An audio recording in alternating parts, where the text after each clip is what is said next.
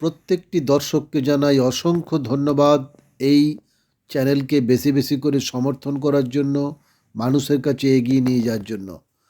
আজকে একটি খুবই গুরুত্বপূর্ণ বিষয়ে আলোচনা করব, সেটা হচ্ছে মেষ রাশির 2026 সালের সামগ্রিক রাশিফল, সাড়ে সাতির আরম্ভ এবং উচ্চস্থ বৃহস্পতির কৃপা লাভ।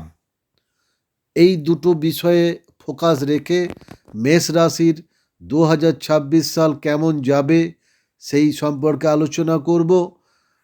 তো এবং শেষকালে বিভিন্ন রেমেডি সম্পর্কেও আলোচনা করব, যে প্রতিকার কি হতে পারে।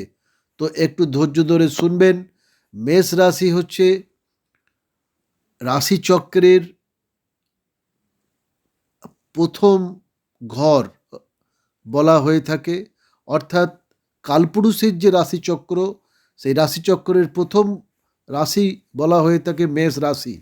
এবং এই রাশির অধিপতি হচ্ছে মঙ্গল। তো মেষ রাশির 2026 সাল কেমন যাবে সেই সম্পর্কে আমাদের খুবই গুরুত্ব সহকারে শুনতে হবে, যেটা হচ্ছে অশ্বিনী নক্ষত্রের চতুর্থ চরণ, ভরণী নক্ষত্রের চতুর্থ চরণ অথবা কৃত্তিকা নক্ষত্রের প্রথম চরণের অধীনে যে সমস্ত জাতক জাতিকারা জন্মগ্রহণ করেছেন তারা মেষ রাশির বা এরিজ মুন সাইন এর অন্তর্ভুক্ত। এই রাশির অধিপতি হলেন সেনাপতি গ্রহ মঙ্গল বা মার্স।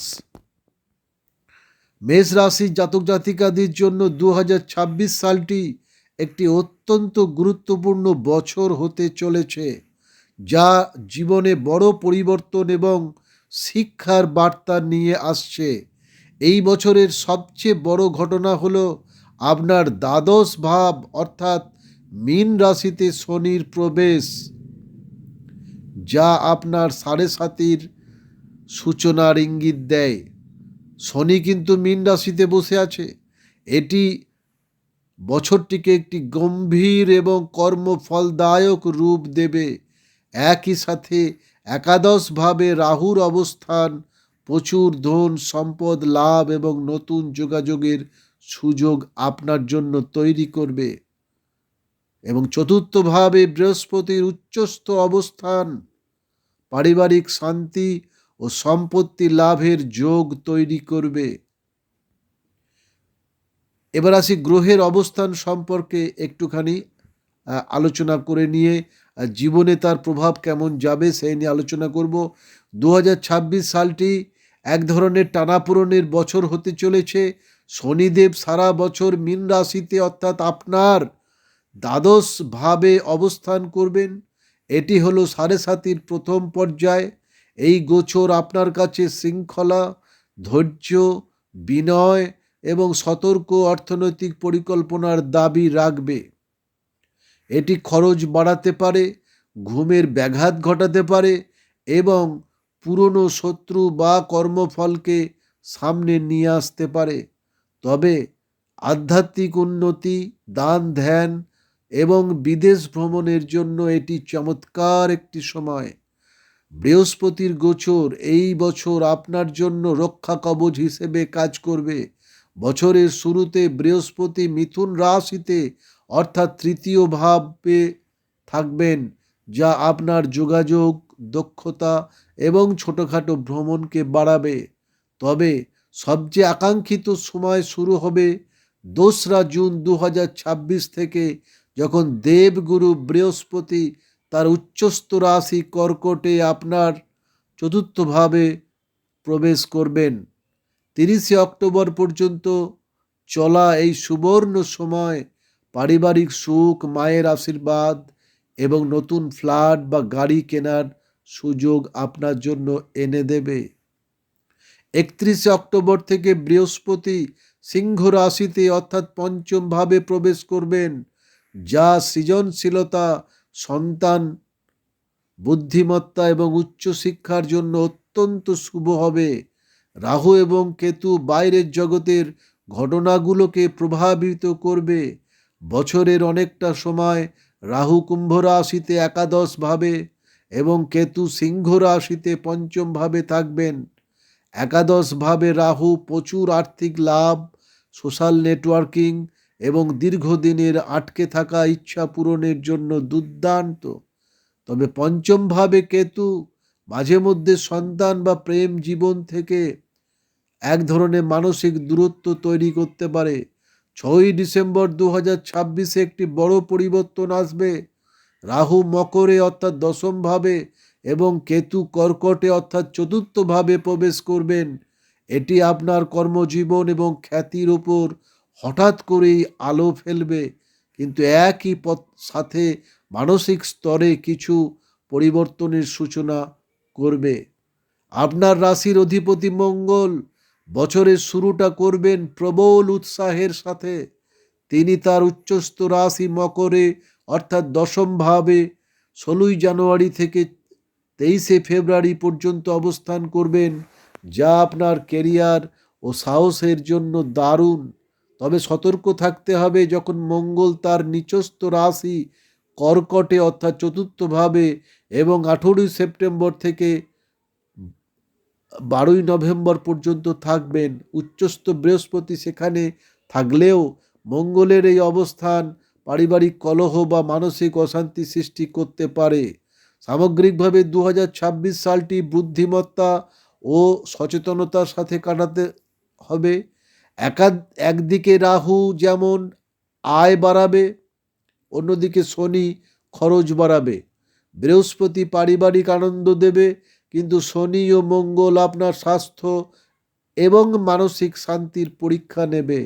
আপনি যদি জীবনকে সহজ সরল রাখেন এবং পুরনো কর্মফল শোধ করার মানসিকতা রাখেন, তবে 7.5-এর এই প্রভাব দীর্ঘমেয়াদে আপনার জন্য ইতিবাচক হবে। 2026-এ মেষ রাশির যে সমস্ত বিষয়গুলি জানা খুবই গুরুত্বপূর্ণ, সেটা হচ্ছে 7.5-এর সূচনা হচ্ছে।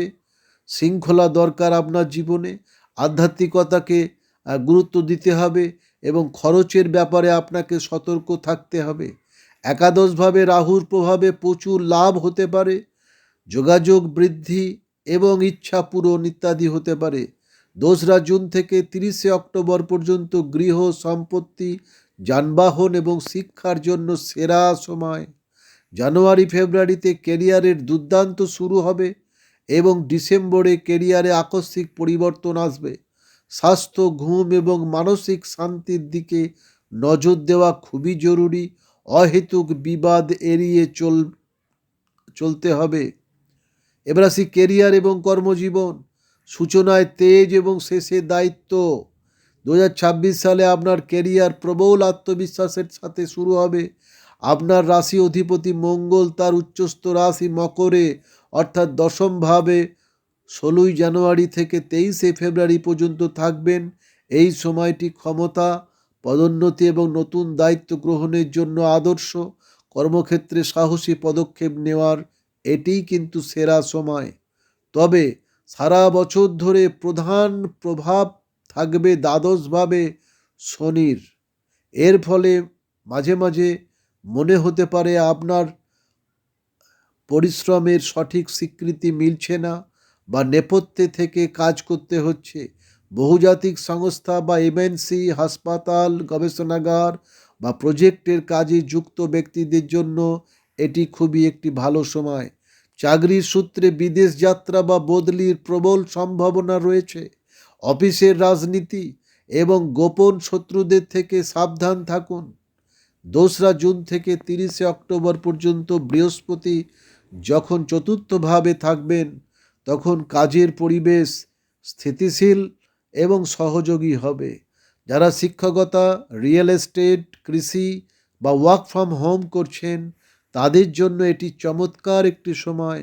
6ই ডিসেম্বর রাহু যখন দশমভাবে অর্থাৎ মকরে প্রবেশ করবেন, তখন কেরিয়ারে বড়সড় মোড় আসতে পারে।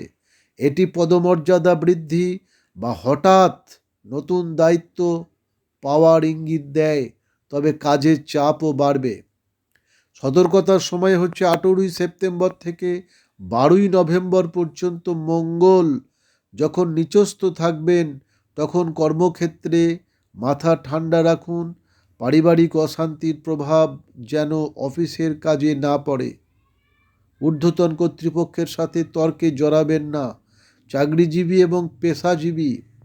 চাকরিজীবীদের জন্য বছরের প্রথম 3 মাস পদোন্নতির জন্য ভালো। বছরের মাঝের সময়টা স্থিতিশীল, তবে দ্বাদশভাবে শনি থাকায় কাজে ফাঁকি দেবেন না। শনিদেব পরিশ্রমের সঠিক বিচার করবেন। আবেগের বশে চাকরি পরিবর্তন করবেন না। বিদেশ বা রিমোট যে সমস্ত জব, সেগুলো চেষ্টা করার জন্য মার্চ এপ্রিল এবং জুন অক্টোবর সময়টা ভালো। স্বনিযুক্ত এবং ফ্রিল্যান্সারদের জন্য 2026 সালে নির্দিষ্ট পরিকল্পনার প্রয়োজন আছে। একাদশভাবে রাহু নতুন ক্লায়েন্ট এবং সোশ্যাল মিডিয়া থেকে আয়ের পথ দেখাবে, কিন্তু শনি অফিসের খরচ বাড়াতে পারে। জুন থেকে অক্টোবর সময়টি নিজের পরিকাঠামো বা অফিস সেটআপ উন্নত করার কাজে লাগান। ডিসেম্বর থেকে আপনার ব্র্যান্ড ভ্যালু বাড়বে যদি আপনি সততার সাথে কাজ করেন। এবার আসি শিল্পী, মিডিয়ার যে সমস্ত ব্যক্তি আছেন তাদের জন্য। অভিনয়, সঙ্গীত, লেখালেখি বা সৃজনশীল পেশার মানুষরা বছরের শুরুতে পঞ্চমভাবে কেতুর কারণে কিছুটা বিভ্রান্ত হতে পারেন। মনে হতে পারে আপনি আপনার প্রতিভা থেকে দূরে সরে যাচ্ছেন। হাল ছাড়বেন না। 31 অক্টোবর থেকে বৃহস্পতি যখন পঞ্চমভাবে আসবেন, তখন আপনার সৃজনশীলতা এবং জনপ্রিয়তা নতুন উচ্চতা স্পর্শ করবে। শিল্পীদের জন্য বছরের শেষ ভাগ অত্যন্ত শুভ। রাজনীতিবিদ এবং জনসেবকদের জন্য, অর্থাৎ এই যে রাজনীতিবিদদের জন্য এই সময়টা লোক দেখানো প্রচারের চেয়ে মাঠে ময়দানে কাজের বছর। শনি চাইছেন আপনি পুরনো ভুল শুধরে নিয়ে এবং নিঃস্বার্থভাবে কাজ করুন। একাদশভাবে রাহু জনসমর্থন বাড়াবে। জুন অক্টোবর সময়টা নিজের ভিত শক্ত করার জন্য ভালো। ডিসেম্বরের পর বড় কোনো পদ বা দায়িত্ব আসতে পারে, তবে নীতির প্রশ্নে আপোস করবেন না। এবার আসি ব্যবসা বাণিজ্য এবং আয়ের জোয়ার, কিন্তু খরচের ভয়। ব্যবসায়ীদের জন্য 2026 সালটি হলো নগদ প্রবাহ বা ক্যাশ ফ্লো, এটা কিন্তু মনে রাখবেন, এবং ঝুঁকি ব্যবস্থাপনার একটি বছর। একাদশভাবে রাহু 6 ডিসেম্বর পর্যন্ত থাকবে। লাভের জন্য অত্যন্ত শক্তিশালী। নেটওয়ার্কিং, টেকনোলজি, অনলাইন প্ল্যাটফর্ম এবং বৈদেশিক বাণিজ্যের সাথে যুক্ত ব্যবসার ব্যাপক প্রসার ঘটবে। চ্যালেঞ্জ আসবে দ্বাদশভাবে শনির তরফ থেকে। আয় যেমন হবে তেমনই খরচও লেগে থাকবে। এই খরচ বিনিয়োগ হিসেবেও হতে পারে, আবার আইনি জটিলতা বা অপচয় হিসেবেও হতে পারে। তাই হিসাবের খাতা স্বচ্ছ রাখুন এবং কর বা ট্যাক্স বা আইনি বিষয়ে কোনো গাফিলতি করবেন না। 2 জুন থেকে 30 অক্টোবর পর্যন্ত উচ্চস্থ বৃহস্পতি রিয়েল এস্টেট, কনস্ট্রাকশন, খাদ্যদ্রব্য এবং গৃহস্থালী পণ্যের ব্যবসার জন্য সুবর্ণ একটি সময়। নতুন শোরুম খোলা বা গুদামজাত করার জন্য এটি সঠিক সময়। 6 ডিসেম্বরের পর রাহু দশমভাবে এলে ব্যবসায় হঠাৎ বড় কোনো ডিল বা পার্টনারশিপ হতে পারে, তবে লোভে পড়ে কোনো অনৈতিক কাজ করবেন না, কারণ শনি কিন্তু আপনার ক্ষেত্রে নজর রাখছে। অর্থনৈতিক অবস্থা, সঞ্চয়ের দিকে মন দিন।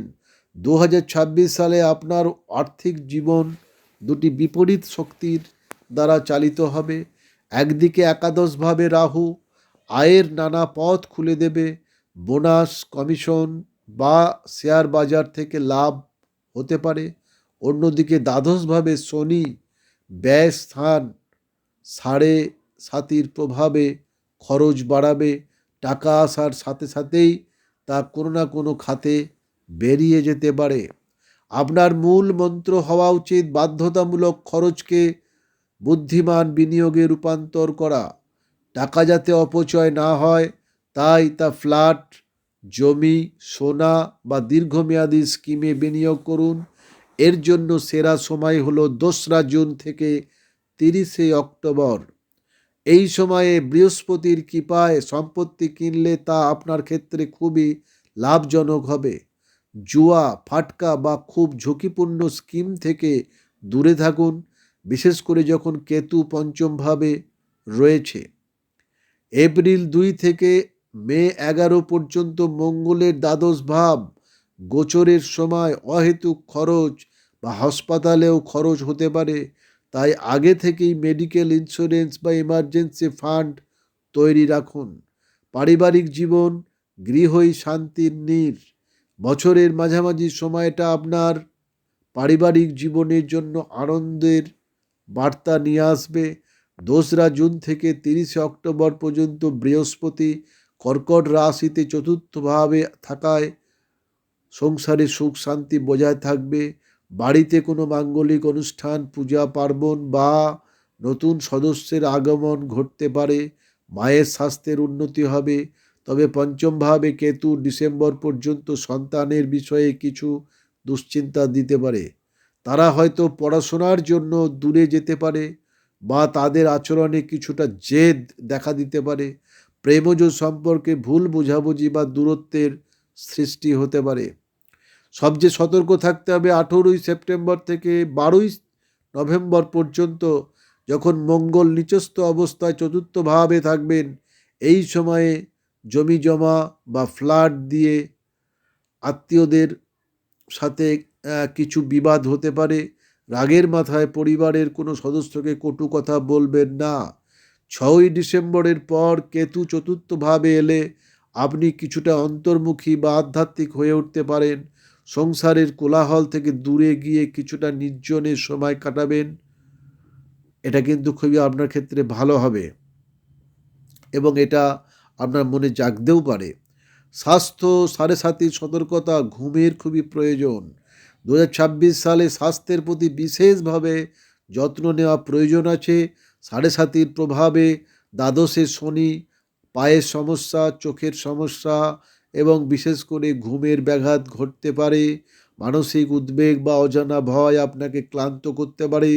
এপ্রিল 2 থেকে মে 11 দ্বাদশভাবে মঙ্গল, শরীরে শক্তির অভাব, ক্লান্তি, ছোটোখাটো চোট আঘাত বা জ্বর হতে পারে। সাবধানে গাড়ি চালাবেন। মে মাসের 11 থেকে জুন মাসের 20 লগ্নে মঙ্গল, শরীরে প্রচুর শক্তি থাকবে কিন্তু উচ্চ রক্তচাপ বা মাথা ব্যথা হতে পারে। এই শক্তি শরীরচর্চায় লাগান। সেপ্টেম্বর 18 থেকে নভেম্বর 12 চতুর্থভাবে মঙ্গল, বুকের সমস্যা, অ্যাসিডিটি বা মানসিক চাপে হার্টের ওপর চাপ পড়তে পারে। স্বাস্থ্যের জন্য সেরা সময় হচ্ছে 2রা জুন থেকে 30শে অক্টোবর। এই সময় বৃহস্পতির দৃষ্টি আপনাকে দ্রুত আরোগ্য লাভ করতে সাহায্য করবে। নিয়মিত যোগব্যায়াম, প্রাণায়াম এবং সময় মতো ঘুমানোর অভ্যাস এই বছর আপনার সেরা ওষুধ হবে। ছাত্রছাত্রীর জন্য উচ্চশিক্ষার সুবর্ণ সুযোগ। মেষ রাশির শিক্ষার্থীদের জন্য বছরের প্রথম ভাগে অক্টোবর পর্যন্ত পঞ্চম ভাবে কেতুর কারণে মনোসংযোগে ঘাটতি দেখা দিতে পারে। মনে হতে পারে যে পড়াশোনা করে কি হবে। এই নেতিবাচক চিন্তা ঝেড়ে ফেলুন। জুন 2 থেকে অক্টোবর 30 পর্যন্ত সময়টি প্রথাগত শিক্ষার জন্য খুবই চমৎকার। যারা ইঞ্জিনিয়ারিং, ডাক্তারি বা প্রতিযোগিতামূলক পরীক্ষার প্রস্তুতি নিচ্ছেন তারা ভালো ফল করবেন। হোস্টেলে থেকে যারা পড়াশোনা করছেন তাদের পরিবেশ ভালো হবে। আসল সাফল্য আসবে 31 অক্টোবর থেকে, যখন বৃহস্পতি পঞ্চমভাবে সিংহ রাশিতে প্রবেশ করবেন। এই সময়টি মেধা, স্মৃতিশক্তি এবং উচ্চশিক্ষার জন্য আশীর্বাদ স্বরূপ হবে। যারা বিদেশে পড়াশোনার পরিকল্পনা করছেন, দ্বাদশভাবে শনি তাদের বিদেশ যাত্রার পথ সুগম করবে, তবে কাগজপত্র তৈরি করতে ধৈর্য ধরুন। 2026 সালের কার্যকরী প্রতিকার।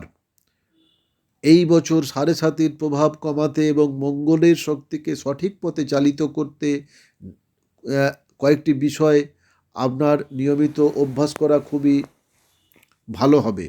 সেটা হচ্ছে প্রতি শনিবার সন্ধ্যায় হনুমান চল্লিশা বা দশরথকৃত শনি স্তোত্র পাঠ করুন। শনিদেব হনুমানজির ভক্তদের বিশেষ কষ্ট দেন না।